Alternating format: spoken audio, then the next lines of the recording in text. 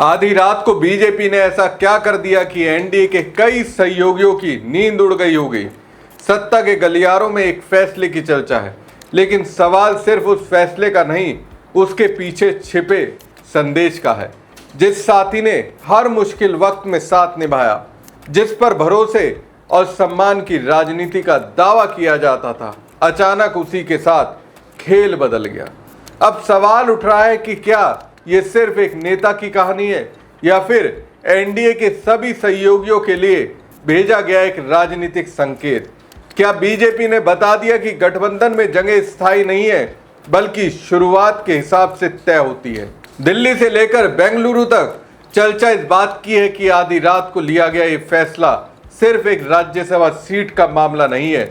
ये उस राजनीति की झलक है जहां दोस्ती, रिश्ते और वर्षों का साथ भी राजनीतिक गणित के आगे छोटा पड़ सकता है।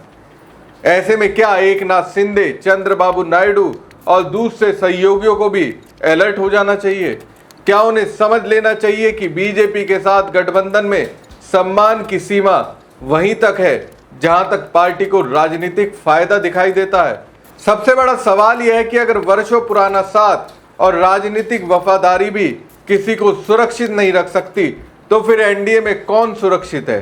क्या ये सिर्फ एक टिकट कटने की कहानी है या फिर सहयोगियों को दिखाया गया है वो आईना जिसमें उनका भविष्य साफ दिखाई दे रहा है? और अगर ये वास्तव में एक संदेश है, तो क्या आने वाले दिनों में एनडीए के भीतर भरोसे से ज्यादा बेचैनी और आशंकाएं दिखाई देने लगेंगी? नमस्कार दोस्तों, मैं हूं परवीन सानी। दोस्तों, राजनीति में कहा जाता है कि कोई भी फैसला सिर्फ उतना नहीं होता जितना दिखाई देता है। कुछ फैसले ऐसे होते हैं जो एक व्यक्ति को प्रभावित करते हैं और कुछ फैसले ऐसे होते हैं जो पूरे राजनीतिक गठबंधन को संदेश दे जाते हैं। बीजेपी का ताजा फैसला शायद दूसरी श्रेणी में आता है। 18 जून को होने वाले राज्यसभा चुनाव ने एनडीए के भीतर एक ऐसी बहस छेड़ दी है जिसे बीजेपी के सहयोगी नजरअंदाज नहीं कर सकते। इसकी वजह पूर्व प्रधानमंत्री एचडी देवगौड़ा के साथ हुआ ताजा राजनीतिक घटनाक्रम। आधी रात बीजेपी ने अपने कार्यकर्ता प्रोफेसर एम नागराज को राज्यसभा उम्मीदवार घोषित कर दिया। घोषणा होते ही जेडीएस खेमे में सन्नाटा पसर गया। वजह साफ थी, कर्नाटक विधानसभा के मौजूदा गणित के अनुसार एनडीए 4 में से सिर्फ एक राज्यसभा सीट जीत सकती है। जेडीएस के पास अपने दम पर एचडी देवगौड़ा को राज्यसभा भेजने के लिए जरूरी संख्या नहीं है। ऐसे में उनकी उम्मीद पूरी तरह बीजेपी के समर्थन पर टिकी हुई थी। जेडीएस को भरोसा था कि पूर्व प्रधानमंत्री होने के नाते और एनडीए के सहयोगी दल के सबसे बड़े चेहरे के रूप में देवगौड़ा को सम्मानजनक विदाई दी जाएगी। लेकिन बीजेपी ने अपना उम्मीदवार उतारकर पूरा समीकरण ही बदल दिया। यहीं से सवाल खड़े होने शुरू हो गए। क्या बीजेपी ने सिर्फ एक उम्मीदवार चुना है या फिर अपने सहयोगियों को यह संदेश दिया है कि गठबंधन की राजनीति में अंतिम फैसला वही करेगी? क्या ये सिर्फ देवगौड़ा की राज्यसभा सीट का मामला है या फिर एनडीए के भीतर शक्ति संतुलन बदलने का संकेत? क्योंकि राजनीति में प्रतीक बहुत मायने रखते हैं और जब एक पूर्व प्रधानमंत्री जो आज भी एनडीए के सहयोगी दल का सबसे बड़ा चेहरा है, उनकी इच्छा भी राजनीतिक गणित के आगे छोटी पड़ जाए, तो संदेश सिर्फ बेंगलुरु तक सीमित नहीं रहता। उसकी गूंज मुंबई, पटना, हैदराबाद और दिल्ली तक सुनाई देती है। यही वजह है कि अब चर्चा सिर्फ देवगौड़ा की नहीं हो रही, बल्कि इस बात की हो रही है कि बीजेपी आखिर अपने सहयोगियों को किस दिशा में ले जाना चाहती है। आधी रात के एक फैसले ने दिल्ली से लेकर बेंगलुरु तक सियासी भूचाल ला दिया। एनडीए के पार्टनर जेडीएस को इशारा मिल चुका है कि या तो अपमान सहन कर लें या एनडीए से निकल जाए। इस समय देवगौड़ा एंड फैमिली के लिए दोनों में से कोई भी फैसला आत्मघाती साबित हो सकता है। कर्नाटक के हासन जिले के वोकालिंगा किसान परिवार में जन्मे थे एचडी देवगौड़ा। 1953 में सिविल इंजीनियरिंग की पढ़ाई पूरी करने के बाद देवगौड़ा सीधे किसानों के हक की लड़ाई में कूद पड़े। 1962 में महज 29 साल की उम्र में हासन जिले की एक विधानसभा सीट से चुनाव जीतकर निर्दलीय विधायक बन गए। फिर पीछे मुड़कर नहीं देखा, देश की समाजवादी राजनीति का चेहरा बनते गए। उन्होंने ऐसा बैलेंस बनाया कि देश के राष्ट्रीय नेता भी बने और कर्नाटक में भी दबदबा बनाए रखा। एचडी देवगौड़ा का चुनावी सफरनामा भारतीय राजनीति के सबसे बड़े रिकॉर्ड्स में से एक है। कुल 7 बार विधायक, 6 बार सांसद चुने गए। 1962 में पहली बार जीतने के बाद लगातार 1989 तक 7 बार कर्नाटक विधानसभा के सदस्य रहे। इसके बाद उन्होंने राष्ट्रीय राजनीति का रुख किया। 1991 से 2009 तक 5 बार लोकसभा सांसद का चुनाव जीते। बहुत बाद में 2020 में राज्यसभा में आए, जिसका कार्यकाल इसी महीने खत्म हो जाएगा। इतना शानदार जानदार चुनावी सफर के बाद भी एक ही बार सीएम बने, वो भी सिर्फ 2 साल के लिए। राजनीति में कब कुछ हो जाए, कब किसकी किस्मत बदल जाए, उसकी सबसे बड़ी मिसाल माने जाते हैं एचडी देवगौड़ा। 1996 में देश में त्रिशंकु लोकसभा बनी, जहां बीजेपी सबसे बड़ी पार्टी बनकर सरकार में आई, लेकिन बहुमत की कमी से अटल बिहारी वाजपेयी की सरकार 13 दिनों में गिर गई। गैर बीजेपी और गैर कांग्रेस पार्टियों ने मिलकर यूनाइटेड फ्रंट, संयुक्त मोर्चा गठबंधन बनाया। तब प्रधानमंत्री पद के लिए पहली पसंद पश्चिम बंगाल के सीएम ज्योति बासु थे, लेकिन वो नहीं माने। गठबंधन में किंग मेकर लालू प्रसाद यादव, मुलायम सिंह यादव ने मिलकर अचानक एचडी देवगौड़ा के नाम का प्रस्ताव रखा।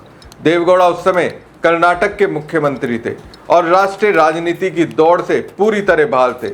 छत्रपों के आपसी गतिरोध को खत्म करने के लिए अचानक डार्क हॉर्स यानी सर्वसम्मत उम्मीदवार के रूप में उभरे और 1 जून 1996 को देश के 11वें प्रधानमंत्री पद की शपथ ली। एक्सीडेंटल पीएम मनमोहन सिंह को पुकारा गया, लेकिन पहले एक्सीडेंटल पीएम तो देवगौड़ा ही थे। तब कांग्रेस अध्यक्ष सीताराम केसरी ने बड़ा खेल करते हुए देवगौड़ा की सरकार को पहले भाल से समर्थन देकर सरकार तो बनवा दी, लेकिन 10 महीने में समर्थन वापस लेकर गिरा भी दी। सरकार गिरते ही एंटी कांग्रेस, एंटी बीजेपी मोर्चा ध्वस्त हो गया। जनता परिवार कई टुकड़ों में बटा, एक टुकड़ा देवगौड़ा ने बटोरा। 1999 में जनता दल ने वाजपेयी की सरकार बनवाने के लिए एनडीए ज्वाइन किया, तो देवगौड़ा बिगड़ गए। वैचारिक मतभेद के कारण जनता दल का विभाजन हो गया। उस दौर में जनता दल से विभाजित होकर आगे पीछे कई रीजनल पार्टियां जेडीयू, बीजेडी बनी। देवगौड़ा ने कर्नाटक के लिए जनता दल सेकुलर यानी जेडीएस नाम की पार्टी बना ली। तब कहां पता था कि आगे देवगौड़ा सुविधा की राजनीति के हिसाब से बीजेपी कांग्रेस से अलायंस की चालें चलने वाले हैं। मोहरा बने उनके बेटे एचडी कुमारस्वामी। कर्नाटक की राजनीति में देवगौड़ा का परिवार सबसे बड़ा और रसूखदार राजनीतिक घराना माना जाता है, जहां घर के कई सदस्य सक्रिय राजनीति में। एचडी देवगौड़ा और उनकी पत्नी के 4 बेटे और 2 बेटियां हैं। एचडी कुमारस्वामी देवगौड़ा के बड़े बेटे और राजनीतिक वारिस माने जाते हैं। उनकी पत्नी अनीता कुमारस्वामी भी विधायक रही हैं। दूसरा बेटा एचडी रेवन्ना उनकी सीट से विधायक है। निखिल कुमारस्वामी एचडी कुमारस्वामी के बेटे हैं, जो एक्टर भी हैं और राजनीति में भी हैं। एचडी रेवन्ना के बेटे प्रज्वल रेवन्ना हासन से सांसद का चुनाव जीते, लेकिन अब सेक्स स्कैंडल में बुरी तरह फंसे हैं। पहले 2004 में कांग्रेस के साथ सरकार बनाई, फिर गिराकर बीजेपी के साथ नई सरकार बनाई। इस खेल के कारण 2007 तक जेडीएस किनारे पर लग गई। सत्ता कांग्रेस बीजेपी में ट्रांसफर होने लगी। 2018 के विधानसभा चुनाव में किसी को बहुमत नहीं मिलने से जेडीएस की वापसी हुई। कांग्रेस के साथ फिर से अलायंस किया तो येदियुरप्पा ने ऑपरेशन लोटस से तहस नहस कर दिया। 2003 में तीनों पार्टियों ने अकेले चुनाव लड़ा, लेकिन प्रचंड बहुमत कांग्रेस को मिला। बीजेपी जेडीएस को मजबूरी में फिर साथ आना पड़ा। 2024 के लोकसभा चुनाव के लिए नए पैचअप का चुनावी असर इतना जोरदार रहा कि 28 में से 19 लोकसभा सीटों पर जीत हासिल की। इनाम में कुमारस्वामी को मोदी सरकार में मंत्री पद मिला और देवगौड़ा से पीएम मोदी की शुरू हुई पर्सनल दोस्ती, जो फिर से खतरे के निशान पर है। देवगौड़ा को राज्यसभा टिकट न देकर दरकिनार करने के पीछे बीजेपी की लंबी दूरी की पॉलिटिकल स्ट्रेटेजी हो सकती है। बीजेपी अब कर्नाटक में बैसाखियों के सारे चलने की बजाय खुद को अकेले सबसे बड़ी ताकत के रूप में स्थापित करना चाहती है। देवगौड़ा की 93 साल की उम्र पार्टी के काम के लिए नहीं रह गई। जेडीएस का लगातार सिमटता जनाधार को कंधा मिलना मुश्किल हो गया है। पार्टी को कहीं भी कोई फायदा नहीं दिख रहा। कर्नाटक में देवगौड़ा ने लंबे समय तक किंग मेकर का रोल निभाया, लेकिन आज साइडलाइन है। टिकट कटने के बाद सवाल उठ रहा है कि क्या बीजेपी जेडीएस गठबंधन अब टूट जाएगा। अलायंस में खटास और तनाव जरूर बढ़ेगा, लेकिन गठबंधन तुरंत नहीं टूटेगा। इसके पीछे सबसे बड़ी वजह है देवगौड़ा के बेटे एचडी कुमारस्वामी, जो मोदी सरकार में केंद्रीय भारी उद्योग मंत्री हैं। जेडीएस इस वक्त केंद्र की सरकार में साझीदार है और कर्नाटक में कांग्रेस सरकार के खिलाफ अपनी जमीन बचाए रखने के लिए उसे बीजेपी के साथ की सख्त जरूरत है। हालांकि सीटों के बंटवारे और स्थानीय निकाय चुनावों को लेकर दोनों दलों में पहले से ही खींचतान चल रही है। कुमारस्वामी ने अभी चुप्पी साधी रखी है। कुल मिलाकर इस पूरे घटनाक्रम ने एक बार फिर साबित कर दिया कि भारतीय राजनीति में स्थायी दोस्ती से ज्यादा स्थायी हित होते हैं।